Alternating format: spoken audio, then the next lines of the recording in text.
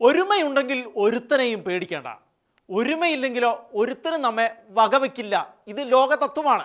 ഒരുമയില്ലാത്ത കേരളത്തിലെ ക്രൈസ്തവരെ അവമതിപ്പോടെ കാണുന്നവരോ, ചില തീവ്ര മതപഠന ക്ലാസ്സുകളിൽ ഓതിക്കൊടുത്ത അന്യമത വിദ്വേഷ പഠിപ്പിക്കലുകൾ ഉള്ളിൽ പേറുന്നവരോ, പോപ്പുലർ ഫ്രണ്ടിൻ്റെ തീവ്രവാദ ആശയങ്ങൾ പ്രവൃത്തി പദത്തിൽ കൊണ്ടുവരുന്നവരുടെ കുടുംബത്തിൽ വസിക്കുന്നവരോ, അത്തരക്കാരോട് കൂട്ടുചേർന്നവരോ ഒക്കെ ചേർന്ന് പള്ളി അങ്കണത്തിൽ നടത്തിയ സ്റ്റണ്ട് പരിപാടികൾ ഉള്ളിലെ ആശയങ്ങളുടെ തള്ളിപ്പിൻ്റെ പ്രതിഫലനമാണെന്നോണം വൈദികൻ്റെ മെക്കിട്ടത്തേക്ക് ആയപ്പോൾ ക്രൈസ്തവർ ഒന്നടങ്കം മുമ്പെങ്ങുമില്ലാത്ത വിധത്തിൽ ഉണർന്ന് എഴുന്നേൽക്കുകയാണ് ഉണ്ടായത്.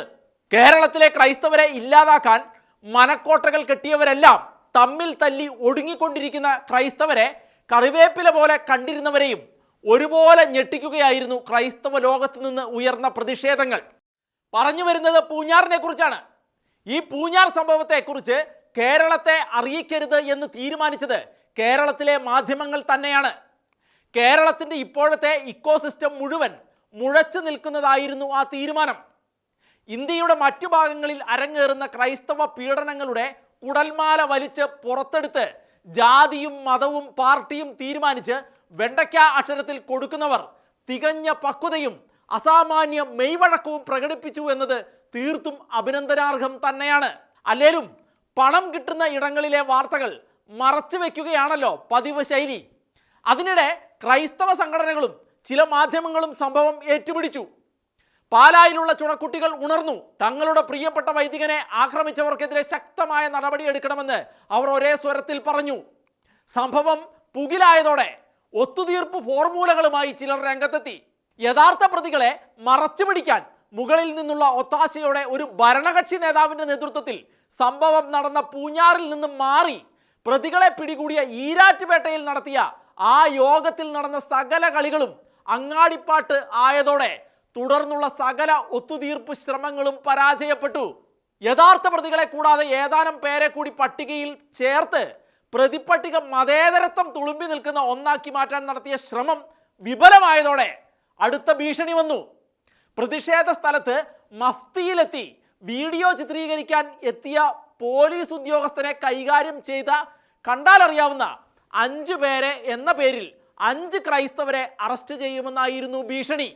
ആ ഭീഷണിയെ പ്രതിരോധിക്കാൻ വന്നത് പൂഞ്ഞാർ സിംഹം എന്നറിയപ്പെടുന്ന PC ജോർജ് ആയിരുന്നു. പ്രതിപട്ടികയിൽ ക്രൈസ്തവർ ഇല്ലെന്നും പ്രതിപട്ടികയിൽ ഒരാളുടെ പിതാവ് NIA പൊക്കിക്കൊണ്ടുപോയ PFI നേതാവാണെന്നും പ്രതിഷേധ സ്ഥലത്തെത്തിയ പോലീസുകാരൻ NIA പൊക്കിക്കൊണ്ടുപോയ പോപ്പുലർ ഫ്രണ്ടുകാരൻ്റെ സഹോദരനാണെന്നും ഭീഷണിയൊന്നും വിലപ്പോവില്ലെന്നുമായി PC-യുടെ വാദം. PFI-യുടെ പഠിപ്പിക്കലുകളാണ് കുട്ടികളെ ഇങ്ങനെ വഷളാക്കുന്നതെന്നും PC പറഞ്ഞു വച്ചു. ഇതോടെ വെട്ടിലായത് കുട്ടിക്കളി എന്ന് വിളിച്ച് സംഭവത്തിൻ്റെ യഥാർത്ഥ ഭീകരമുഖം മറച്ചു പിടിക്കാൻ ശ്രമിച്ചവരാണ്. കുരിശിൻ്റെ മുകളിൽ അഭ്യാസം നടത്തി കുരിശിനെ അവഹേളിച്ചാൽ ആ ഫോട്ടോകൾക്കും റീൽസിനും വൻ പ്രതിഫലം ചില അന്താരാഷ്ട്ര തീവ്രവാദ സംഘടനകളിൽ നിന്ന് കിട്ടും എന്നത് പരസ്യമായ രഹസ്യമാണ്. ഇത്ര ചെറിയ പ്രായത്തിൽ മറ്റ് മതവിശ്വാസങ്ങളെ അവഹേളിക്കാനും അവരുടെ ആരാധനകളെയും പ്രാർത്ഥനകളെയും തടസ്സപ്പെടുത്താനും അവഹേളിക്കാനും തക്ക വിധത്തിൽ ഈ കുട്ടികളിൽ അന്യമത വിദ്വേഷം കുത്തിവെച്ചത് ആരാണ്? നിഷ്കളങ്ക മനസ്സോടെ കളിച്ചും ചിരിച്ചും മറ്റു മതസ്ഥർ അടക്കമുള്ള കുട്ടികളുമായി ജീവിക്കേണ്ട കുട്ടികളിൽ ഒരു വിഭാഗമെങ്കിലും ചില തീവ്രവാദ മതസംഘടനകൾ നടത്തുന്ന മതപഠനശാലകളിൽ എത്തിച്ചേരുന്നു. അവർ അരിയും മലരും കുന്തിരിക്കവും സ്റ്റണ്ടും റീൽസും വൈദികരെ ഇടിച്ചു തെറിപ്പിക്കലും ഒക്കെയായി നടക്കുമ്പോൾ അതിൻ്റെ പിന്നിലെ മൂലകാരണം കണ്ടുപിടിച്ചേ തീരൂ. അന്യമതസ്ഥരെ കാഫറായി കാണണമെന്നും അവരുടെ മതവിശ്വാസങ്ങളെ വെറുപ്പോടെ വീക്ഷിക്കണം എന്ന തരത്തിലുള്ള പരിശീലനങ്ങളും പഠനങ്ങളും ആകാം വളരെ ചെറുപ്പത്തിൽ തന്നെ മറ്റു മതവിശ്വാസങ്ങളെ ഒന്നിനും കൊള്ളാത്തതും വളരെ മോശവുമായി വീക്ഷിക്കാൻ കുട്ടികളെ പ്രേരിപ്പിക്കുന്നത്.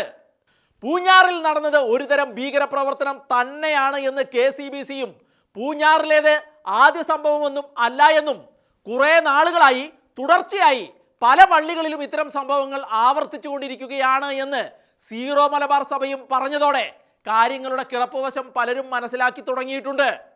സംഖ്യകളും ക്രിസംഖ്യകളും കൂടി കളിച്ചതല്ല ഇപ്പോഴത്തെ പ്രശ്നമെന്ന് കാര്യങ്ങളത്ര ബോധ്യമില്ലാത്തവർക്കും ബോധ്യപ്പെട്ടു തുടങ്ങിയിട്ടുണ്ട്. ഇത് ഇന്നും ഇന്നലെയും തുടങ്ങിയതല്ല എന്ന് സഭ പറയുമ്പോൾ അതിലെ യാഥാർത്ഥ്യം എന്താണെന്ന് അറിയാവുന്നവർ അത് മറച്ചു പിടിക്കുന്നതല്ലേ ഇപ്പോഴത്തെ പ്രശ്നങ്ങൾക്ക് കാരണം. കുട്ടിക്കളിയെ വർഗീയവൽക്കരിക്കാൻ ക്രൈസ്തവ സമൂഹം ശ്രമിക്കുന്നു എന്ന് ആരോപിച്ചവർ ഈ ചോദ്യങ്ങൾക്കെല്ലാം ഉത്തരം പറയേണ്ടി വരും. ഏതാനും വർഷങ്ങളായി തെക്കൻ മേഖലയിലെ ക്രൈസ്തവർ ഇസ്ലാമിക തീവ്ര മനസ്കരിൽ നിന്ന് വലിയ ഭീഷണികളാണ് നേരിട്ടുകൊണ്ടിരിക്കുന്നത് എന്നത് അവിടുത്തെ ജനം പറയുന്നതാണ്. സ്ഥലങ്ങൾ കയ്യേറുന്നു, തങ്ങളുടെ പെൺകുട്ടികളെ ചിലർ സംഘമായി വന്ന് തട്ടിക്കൊണ്ടുപോകുന്നു, സംഘമായി വന്ന് കോടതിയിൽ നിന്നും കൂട്ടിക്കൊണ്ടുപോകുന്നു, പള്ളി പരിസരങ്ങളിലും സൺഡേ സ്കൂൾ പരിസരത്തും ചിലർ അസമയത്ത് റോന്തു ചുറ്റുന്നു, ആൺകുട്ടികളെ വരെ ഭീഷണിപ്പെടുത്തുന്നു. അവരെ കയറൂരി വിടുന്നത് ആരാണ്? ഇതൊന്നും ഇവിടെയുള്ള ബഹുഭൂരിപക്ഷം വരുന്ന മുസ്ലിം സഹോദരങ്ങളല്ലായിരിക്കാം ചെയ്യുന്നത്. എന്നാൽ ഈരാറ്റുപേട്ടയെ ഒരു നാട്ടുരാജ്യമാക്കി മാറ്റി ഒരു കൂട്ടം പേർ നിയമം ലംഘിച്ചും രാഷ്ട്രീയ ഭരണ സംവിധാനങ്ങളെ വകവയ്ക്കാതെയും ഭീകര അന്തരീക്ഷം സൃഷ്ടിക്കുന്നു. ഇതേ ഈരാറ്റുപേട്ടയിൽ നിന്നാണ് NIA പല തീവ്രവാദികളെയും പൊക്കിയിട്ടുള്ളത്. IS ആശയങ്ങൾ പേറിപ്പോയവരിലും മതത്തിന്റെ പേരിലുള്ള കൊലപാതകങ്ങളിൽ നേരിട്ട് പങ്കെടുത്തവരിലും ഈരാറ്റുപേട്ടക്കാരുണ്ട്. അതുകൊണ്ട് തന്നെ നല്ലവരും സമാധാനകാംക്ഷികളുമായ ഈരാറ്റുപേട്ടയിലെ മുസ്ലിം സഹോദരന്മാർ തങ്ങളുടെ ഇടയിൽ മറഞ്ഞിരിക്കുന്ന തീവ്രവാദികളെ തള്ളിക്കളയാൻ തയ്യാറാകണം. ഇല്ലെങ്കിൽ അവർ രാജ്യത്തിനും ഇതര മതസ്ഥർക്കും ഭീഷണിയാണ്.